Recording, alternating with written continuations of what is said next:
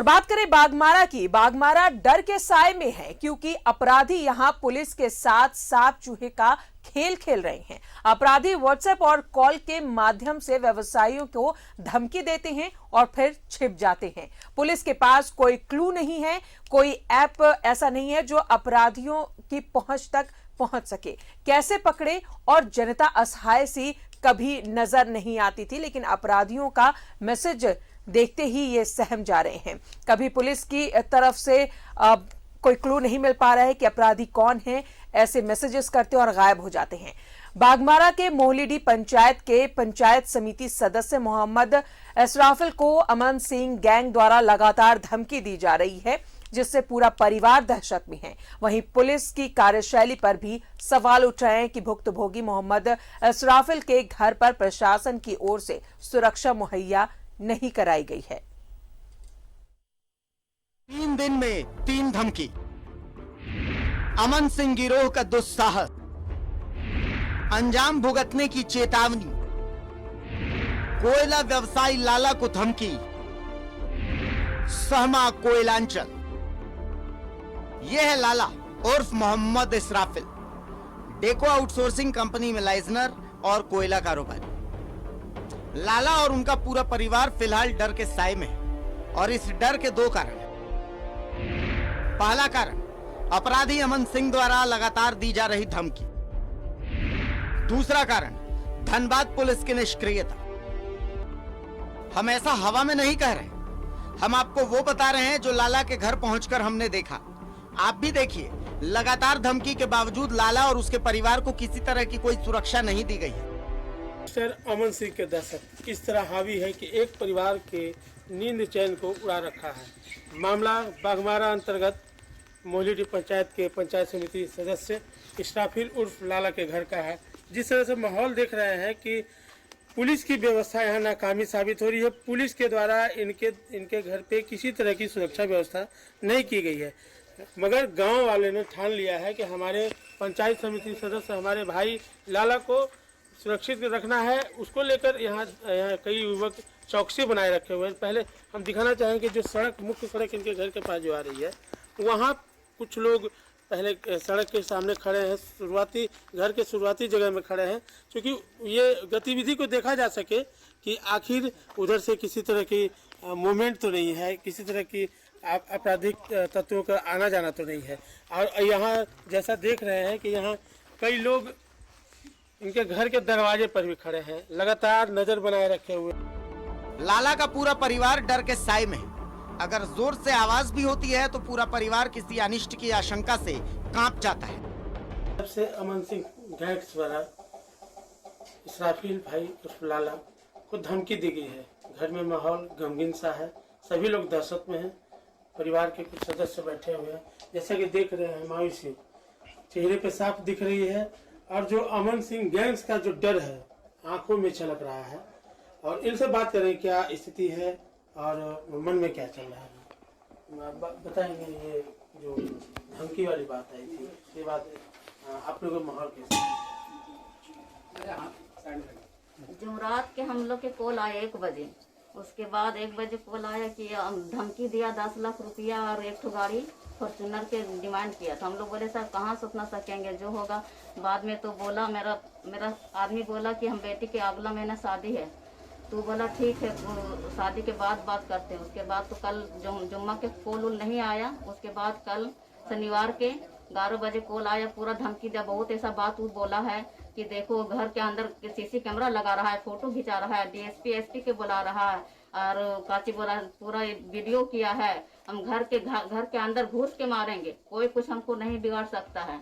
अच्छा, ये बताइए अंदर घुस के मारेंगे। ये जो स्थिति अभी जिस तरह की धमकी दी गई है प्रशासन की ओर से, जैसे देख रहे हैं कि यहाँ पर किसी तरह की सुरक्षा व्यवस्था नहीं है, कोई सुरक्षा नहीं है। जो जुमरात के 1 दिन बस आया है पुलिस, उसके बाद घर में अभी तक कोई सुरक्षा नहीं है। और हम लोग उसी दिन से डर गए हैं, सब बाल बच्चे सब, मेरा पूरा फैमिली डरा हुआ है।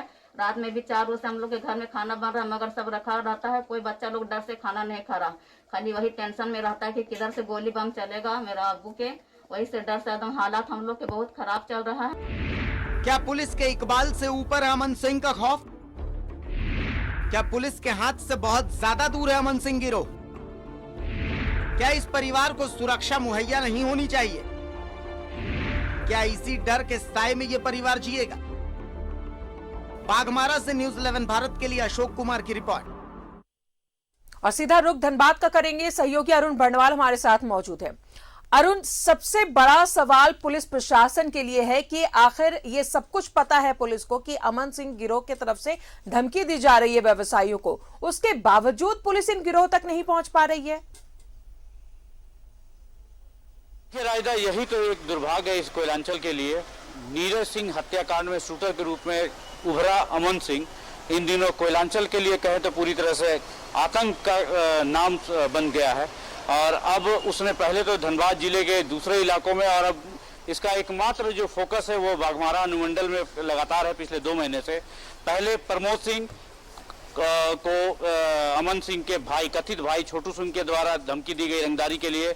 उसके बाद संजय लोयल का, जो मुश्किल से बमुश्किल 1 सप्ताह पहले संजय लोयल का, जो इलाके के बड़े डीओ होल्डर हैं, कोयला व्यवसायी हैं, उनको धमकी रंगदारी के लिए। और अब ये मोहम्मद इसराफिल, जो पेशे से रेलवे ठेकेदार हैं और पंचायत समिति सदस्य हैं, लगातार इनको पैसे के लिए धमकी और जिस तरह के खतरनाक और बुरे परिणाम के अंजाम वाले जो मैसेज आ रहे हैं वो दर्शाते हैं कि किस तरह बेखौफ होकर अमन सिंह के गुर्गे, अब इसके पीछे अमन सिंह का कितना आता है ये तो जांच के बाद है, लेकिन फिलहाल जो छोटू सिंह जो अपने आप को बता रहा अमन सिंह का भाई है और अमन सिंह से बात करने की बात कह रहा है, ये निश्चित रूप से पुलिस के लिए उनकी कार्यशैली पर सवालिया निशान उठाता है। देखिए, हमारे साथ पूरे इस मामले पर फोकस जो पहले दिन से लगे हुए हैं अशोक, हमारे बाघमारा के संवाददाता, उनसे जुड़ेंगे सीधे।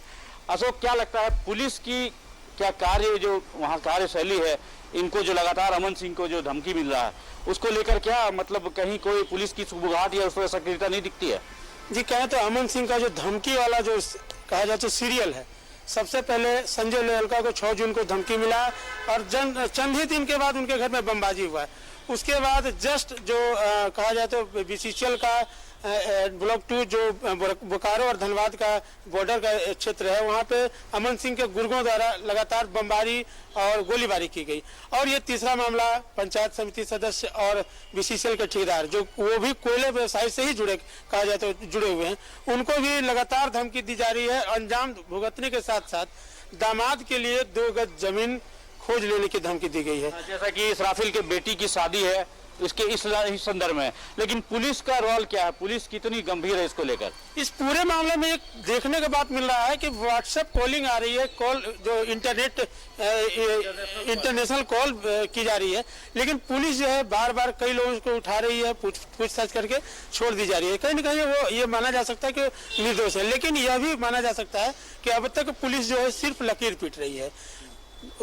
खुलासे के नाम पर अब तक कुछ नहीं हुआ है, कार्रवाई के नाम पर कुछ नहीं हुआ। जैसा कि छोटा सा उदाहरण मोहम्मद इसराफिल के घर पर मिला, वहाँ पे सुरक्षा के मद्देनजर कोई भी मुकम्मल व्यवस्था नहीं दिखी। यहाँ तक कि ग्राम के युवकों ने अपने नेता का, अपना समाजसेवी का सुरक्षा करने का बीड़ा उठाया है। संजय लोयलका के घर की क्या स्थिति है, क्योंकि उनको भी लगातार धमकी मिला है और वो चुप्पी लगाए हुए हैं? ये शुरुआती दौर में तो संजय लोयलका के घर में जो धमकी वाली बात हुई थी, उसके बाद बमबाजी हुई, उस समय वो खुलकर प्रेस के सामने नहीं आना चाहते थे, लेकिन काफ़ी मशक्कत के बाद प्रेस के सामने आए। लेकिन उसके बाद ये देखने को मिला कि जब मीडिया में ये खबरें काफ़ी तेज़ी से चली, तब जाके उनका सुरक्षा व्यवस्था बढ़ाया गया है। लेकिन उसके बाद भी जिस तरह से संजय लोयलका की माने तो उनके घर की रैकी हो रही थी, यहाँ तक उस मामले में संजय लोयलका की माने तो उनका कहना था कि घटना के चंद दिन पहले ही डीएसपी मैडम द्वारा, बाघमारा डीएसपी द्वारा यह अंदेशा जताया गया था कि आप घर से न निकले, कुछ गतिविधि अपराधियों की जारी है। देखिए, तो रायदा कह सकते हैं हम कि ये पुलिस की कार्यशैली को दर्शाता है कि किस तरह पुलिस अपनी कार्य पे आगे बढ़ रही है। क्योंकि इस मामले में कुछ दिन पहले ही एक बार फिर से अमन सिंह उस समय सुर्खियों में आया था जब वासेपुर के जमीन व्यवसायी लाला खान की हत्या कर दी गई थी दिन दहाड़े, और उसमें भी जमीन के लिए रंगदारी का मामला सामने आया था और उसमें भी अमन सिंह का नाम सामने आया था। तो हम कह सकते हैं कि ये कोयलांचल में अमन सिंह फिर से एक बार सरदर्द के रूप में साबित होता चला जा रहा है। और ये देखने वाली बात होगी कि पुलिस को कब तक, ऐसे यहाँ के व्यापारियों को कब तक इस नाम के आतंक से मुक्ति दिला पाएगी। जी अरुण, एक सवाल ये भी उठ रहा है कि मान लेते हैं कि गिरोह तक पुलिस नहीं पहुंच पा रही है, अपराधियों तक पुलिस नहीं पहुंच पा रही है, लेकिन जिन्हें धमकी मिल रही है, जान से मारने की धमकी दी जा रही है अपराधियों की तरफ से, उन्हें पुलिस सुरक्षा क्यों नहीं मुहैया करा रही है?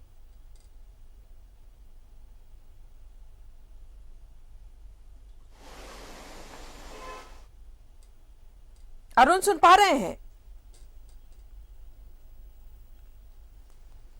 चलिए, तो शायद हमारी आवाज उन तक नहीं पहुंच पा रही है। 3 दिन में 3 धमकी मिल चुकी है कोयलांचल के व्यवसायियों को। अमन सिंह गिरोह का यह दुस्साहस है कि लगातार ऐसी धमकियां दी जा रही हैं, अंजाम भुगतने की चेतावनी दी जा रही है, उसके बावजूद पुलिस अभी तक इन गिरोह तक नहीं पहुंच पाई है। और सबसे बड़ी बात है कि जिन व्यवसायियों को यह धमकी दी जा रही है, वहां पुलिस प्रशासन किसी तरह की कोई सुरक्षा भी नहीं प्रदान कर रही है।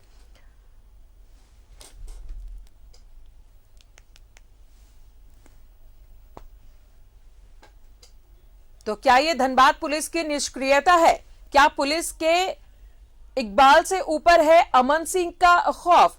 लगातार व्हाट्सएप कॉल के जरिए इन व्यवसायियों को धमकी दी जा रही है, लेकिन अभी तक पुलिस इन अपराधियों तक नहीं पहुंच पाई है, कोई क्लू नहीं जुगाड़ कर पाई है।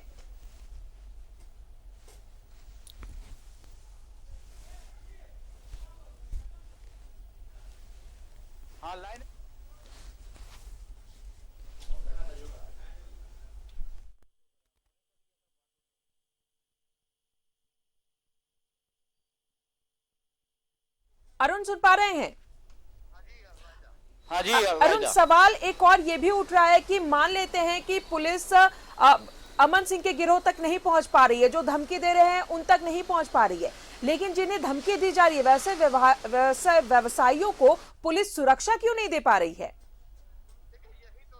देखिए, यही तो समझ में नहीं आ पा रहा है रायदा की धनबाद पुलिस की सोच आखिर क्या है, किस तरह की कर रही है। हालांकि देखिए, लाला खान की हत्या के बाद कई ऐसे एक जो अमन सिंह के कथित रूप से सहयोगी थे, उनकी गिरफ्तारी हुई है। दूर दूर से पुलिस ने यूपी से गिरफ्तार करके लोगों को लाया है। धनबाद से 2-3 लोग गिरफ्तार हुए हैं लाला खान की हत्या के बाद। तो अब उसके बाद जो जिन व्यवसायियों को धमकी लगातार मिल रही है, जैसा कि अशोक ने बताया कि संजय लोहेलका के पास तो उनको एक गार्ड उपलब्ध कराया भी गया था, लेकिन मोहम्मद इसराफिल, जैसा कि उनके परिवार बता रहे हैं कि सिर्फ एक दिन जो शुक्रवार है उसी दिन उनके पास पुलिस के पदाधिकारी और जवान पहुंचे थे, उसके बाद से आज तक उनके पास नहीं पहुंचे हैं। तो पुलिस की सोच क्या है और किस पैटर्न पे चल रही है, ये समझ से परे है।